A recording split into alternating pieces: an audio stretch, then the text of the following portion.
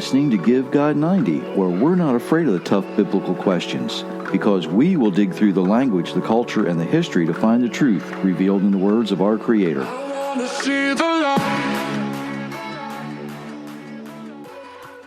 Hello, everyone. Thank you for letting me spend some time with you. Yes, Myra is still away visiting grandchildren, so I am unsupervised. That's a scary, scary thought right there. Me unsupervised. She's a brave woman. Seriously. I don't know if any of you folks out there who might be married have that same kind of running joke with your significant other, but there's a long story behind that, and maybe we'll tell it one of these days. If you like the things you hear here, please hit those share buttons, like buttons, all those things. It just makes it easier for people to find us just like you did. And we do appreciate it. If you haven't been to givegod90.com lately, you might want to check that out. Author Jerry Mitchell's where the books are sold. Hopefully that's all the advertisements. I think. If I think of something later, I'll let you know. But I got a lot to say, because I'm going to continue, because in the last episode, I looked at how the law, right? There's that terrible 3-letter word, the law, or the Torah, or some people call them the instructions. We looked at how the church says they've been done away with. They were nailed to the cross, and no, they weren't. They weren't nailed to the cross, because no one except the Creator himself has the authority to change any of the things that he's already said. And today, we're going to look at least one reason why the law needs to remain in place. And I'm going to start someplace you might not expect, right? I like to do that. In Genesis chapter 1, beginning in verse 14, and God said, "Let there be lights in the expanse of the sky to distinguish between the day and the night. Let them be for signs to mark the seasons and days and years. Let them serve as lights in the expanse of the sky to shine on the earth." And it was so. God made 2 great lights, a greater light to rule the day and a lesser light to rule the night, the stars as well. God set these lights in the expanse of the sky to shine on the earth, to preside over the day and the night, to separate the light from the darkness. And God saw that it was good. There was evening, there was morning, the 4th day. Now, this is when our Creator establishes time, a calendar, sort of a clock, right? Not the minutes and seconds that you might think of, but it's a calendar, it's time. And he does this for mankind. He doesn't give it to the birds, he doesn't give it to the fish, he doesn't give it to the rabbits, he doesn't give it to the cattle. He gives it to mankind. Now, I've said before, when I looked at time from a different point of view, a different perspective, if you will, that time is our most valuable resource, right? Now, a lot of people think of money as a resource. Well, you can borrow money, you can beg for money, you can try to steal money, but that's not a good idea, okay? It's just impossible to beg, borrow, or even steal more time. You just can't do it. And that makes time extremely valuable, right? But that's not the only thing that makes it valuable. What really makes time valuable is it is a gift from our Creator, okay? Mankind is the only being ever created that uses days, weeks, months, and years in order to work, in order to play, so that we can meet family and friends, to know when to show up for something important, right? There's an old saying, and I don't know if you've ever heard this. Every day is Saturday to a dog. Now, if you own a dog, you know what I mean. If you own a dog and you happen to step out of the house for just a few minutes and you come back in, you get the same greeting as if you left for an hour or two. When you come back in, you get the same greeting from the dog. The passage of time means absolutely nothing to them. They don't care. Now, there's an old joke about who loves you more, your wife or your dog. And if you want to find out, you lock them both in the trunk of a car for a couple hours and see who's happy to see you when you open the trunk. Now, I don't recommend you try that. Okay? I don't recommend that you try that. I wouldn't. I would not. I definitely would not. You know, Meyer's not very big, and there's a reason dynamite comes in small packages. All right? But, you know, if you just got to try it and you really, really, really want to sleep where the dog sleeps for the rest of your married life, go ahead. You know, check it out. You see, animals, they have no need for time. They're not designed in the image of the Creator. We are. He gives it to us. He gives us the days. He gives us the weeks. He gives us the months. He gives us the years. And then later on, we found a way to divide the days into hours and divide the hours into minutes and divide the minutes into seconds. But this was done more for convenience, really, than necessity. Before clocks, when people wanted to meet somewhere, they would meet at sunrise, sunset, when the shadows were the shortest during the day. But that was then. Today, it's a busy place, right? We have atomic clocks that are able to track milliseconds. I don't know why, but we do. Somebody thought it was a good idea, I guess. We have set time zones around the world so that everyone, no matter where you are on Earth, you're able to conduct business on a set schedule. And none of that would be possible if we had not been given this thing we call time.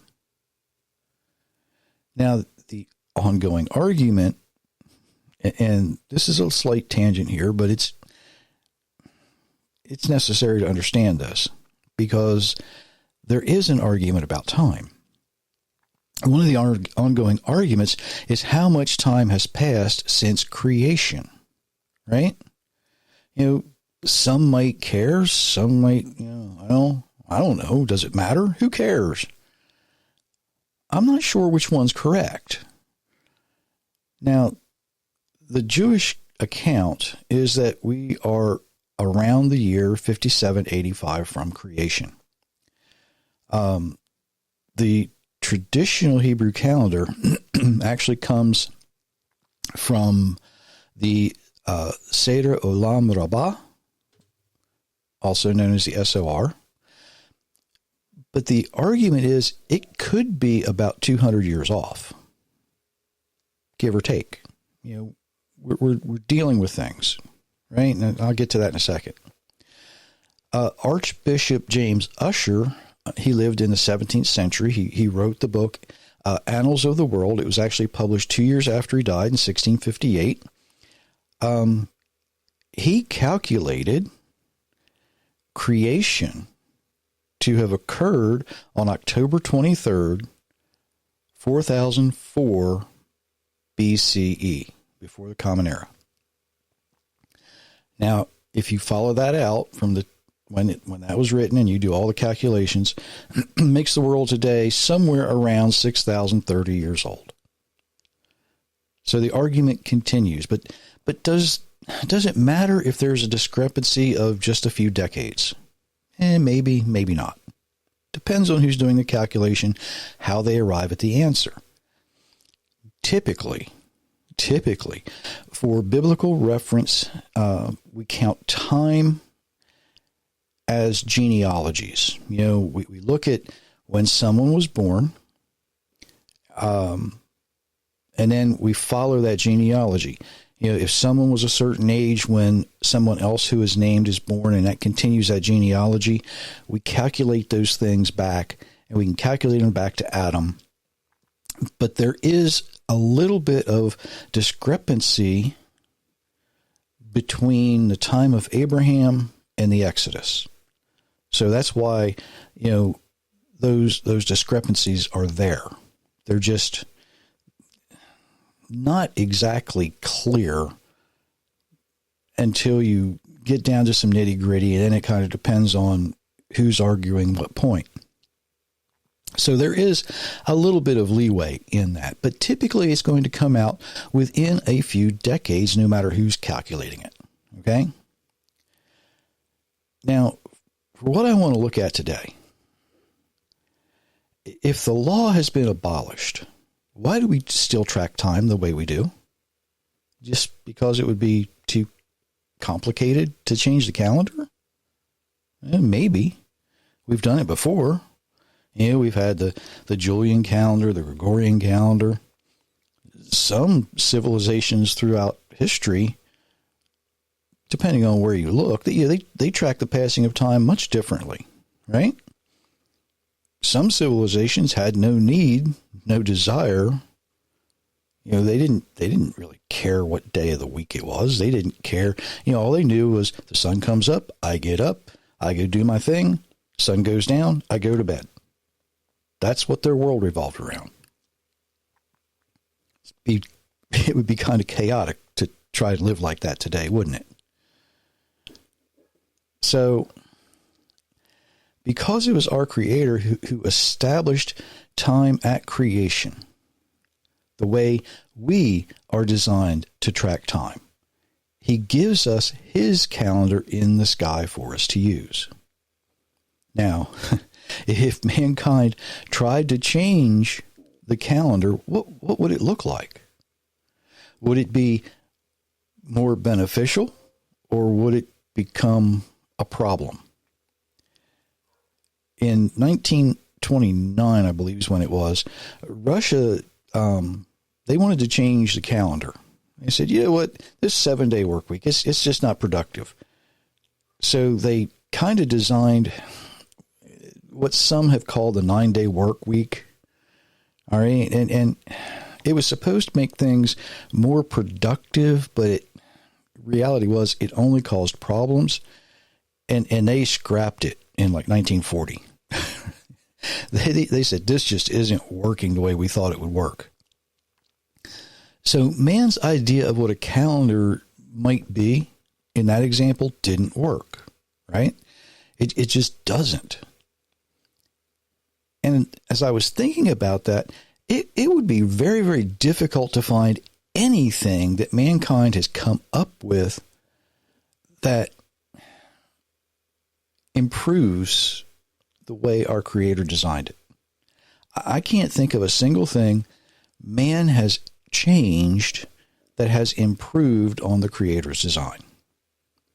It just doesn't happen. A few weeks ago, I talked about how our modern farming techniques, raising livestock, is falling far short of the way animals are designed to be raised. And it's causing a tremendous problem with the immune systems, nutrition of the animals, disease issues. Think about these things. We attempt to improve on God's design, and it just creates more problems all the time.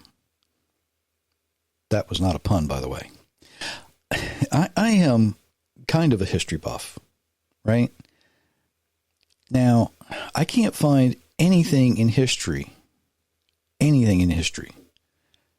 that man has changed about our Creator's design that made life better. Not a thing. We say, oh, look at all the medicines we have today. Are they really helping? Seriously. You might get some relief faster, But look at the side effects. Here, take, you go to the doctor, you have something, an ailment, and he says, here, take these pills. You go back next week, say, Doc, it's upsetting my stomach. He says, oh, we have a pill for that. Here, take these pills. Is that really beneficial? Is it really helping? Think about that. Can mankind really improve what the Almighty has designed? It is extremely possible, and I say probable, that our Creator, when what he said when he was done with creation is correct. Genesis 1:31, God looked at everything he had made, and it was very good. So there was a point on earth somewhere around 6,000 years ago where God's, he finishes his creation, and he looked at it and he says, that's very good. Think about that. Now, of course, we messed it up, but, that's the way it was. But along with that, in that same passage that Moses writes, it was very good. And there was evening and there was morning, the sixth day. He was finished on the sixth day.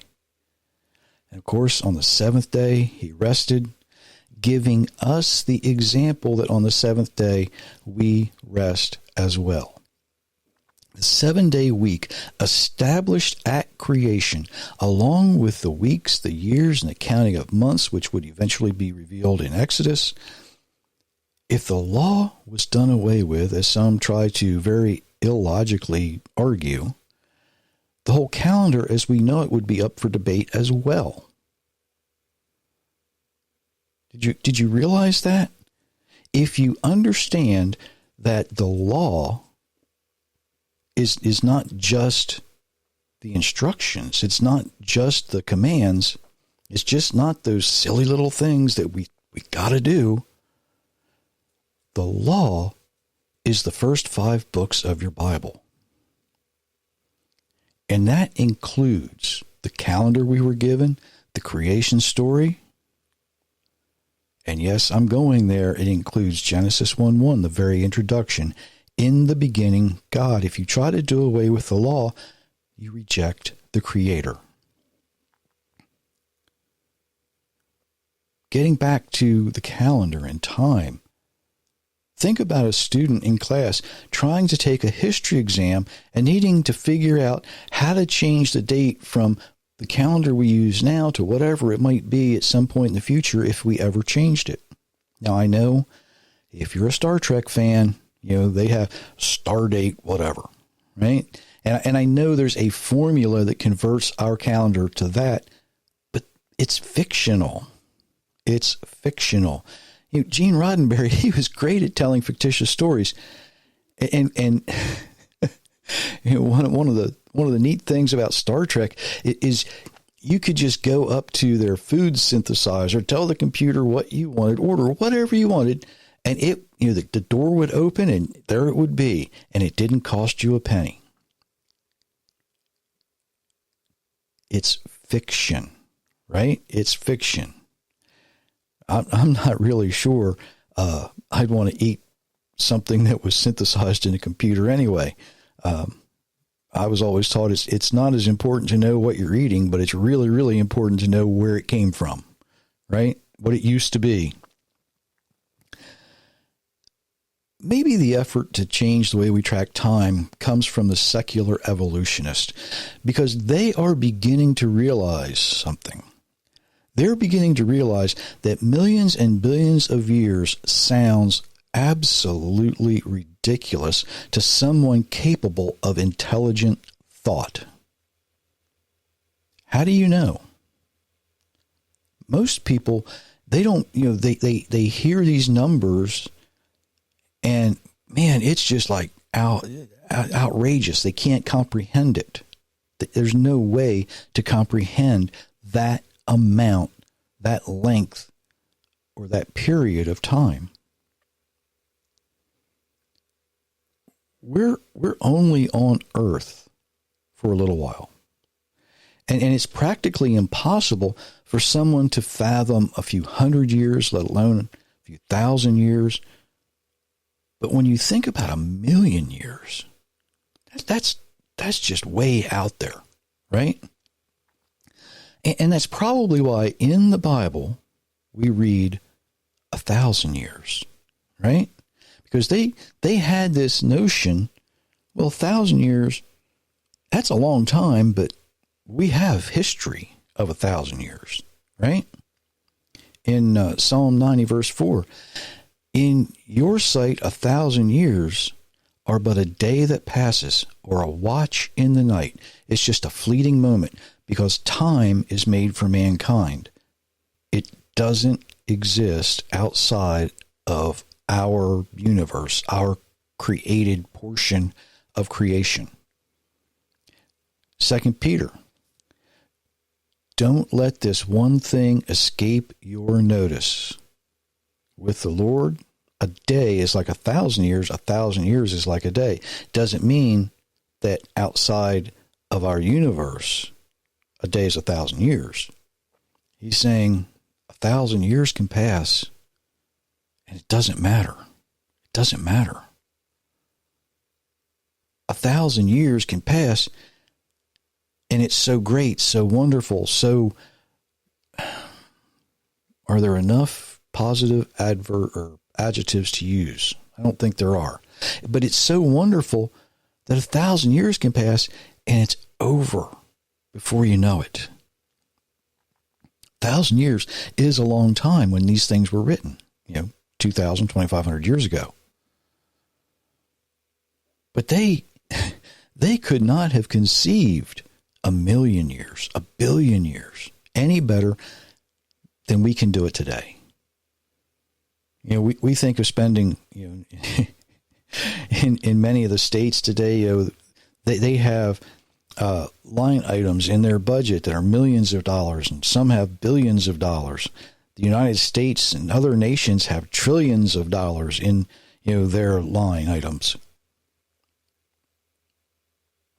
Is it possible to conceive how much that is? A billion's what? 100 million, right? That's a lot. That's a lot. What if Peter, when he wrote, a day is like 1,000,000 years. 1,000,000 years is like a day. What would the evolutionist do? Would they have, upped the ante just a little bit and started at, well, maybe our universe is like 14 trillion years old, half the national debt of the United States. Can you imagine that? Think about that. If you just start throwing out abstract numbers that don't make any sense, and your calculations are based on flawed science to begin with, doesn't matter what the numbers are, because none of it's accountable. You can't prove anything. It's an illogical argument, because they don't know with any real certainty. But it sounds impressive, right? I watched a debate between Ken Ham from Answers in Genesis and Bill Nye the Science Guy, and it was interesting. there were some moments there. A child, at the end, they took questions, and a question from a 10-year-old child: where does matter come from? And Bill Nye gets this question first. So he says, Where's matter come from? I really don't know. We can't tell. We just don't know exactly where it comes from. Ham's response, Ken Ham's response was, we have this book. It's called the Bible. And it tells us exactly where it came from. And he proceeded to use Genesis in his answer.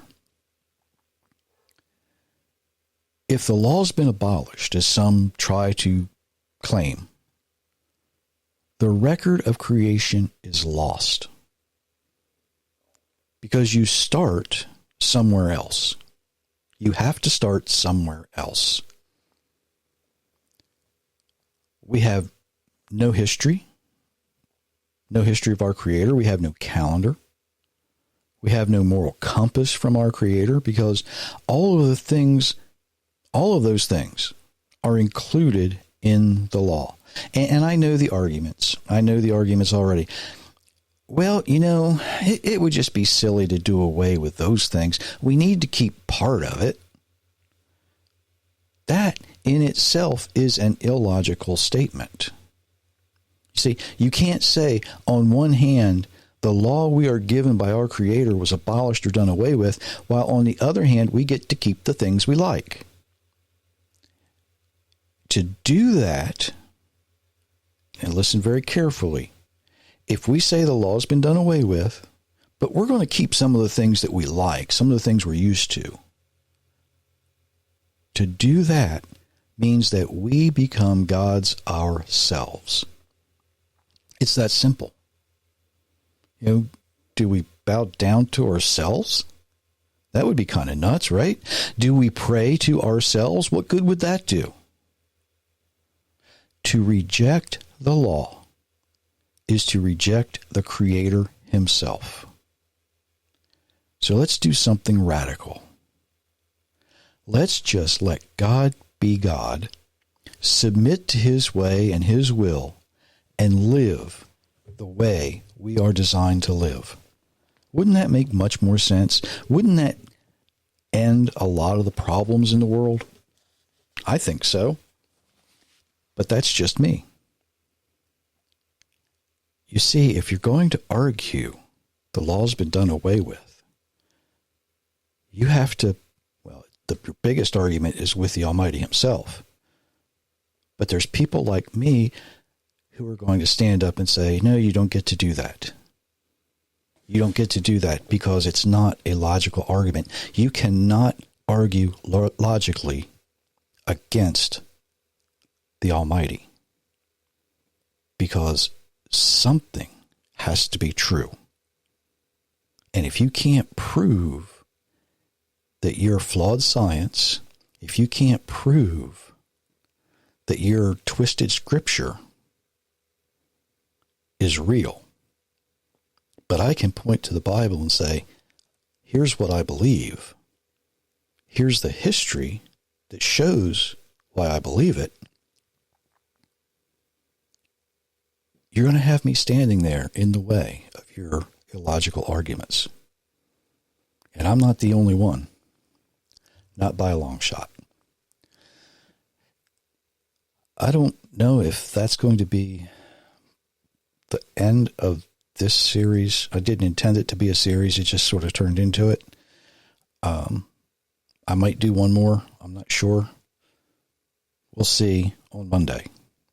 And until then, I wish you many, many blessings, everyone.